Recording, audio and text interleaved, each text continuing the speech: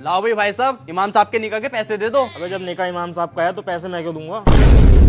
अरे भाई साहब, हमारे कहने का मतलब ये है, जो इमाम साहब के सालाना पैसे जाते हैं वो पैसे देने हैं आपको। लाओ जी भाई साहब, इमाम साहब के निकाह के पैसे दे दो। ये लो भाई साहब 500 रुपए। ये तो तुम्हारे आ गए, अपने अब्बा के भी दो। इमाम साहब ही अब्बा के ही तो हैं। तो फिर अपने दो। मैं अपने इसलिए ना दे रही, मेरी बहू मैके गई है। अरे तो भाई साहब, बहू थोड़ी देगी पैसे, पैसे तो तुम दोगे। बात वो नहीं है, मेरा चल गया बहू से झगड़ा, क्या पता फैसला ही हो जा।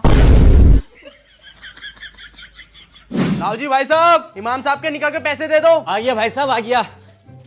ये लो।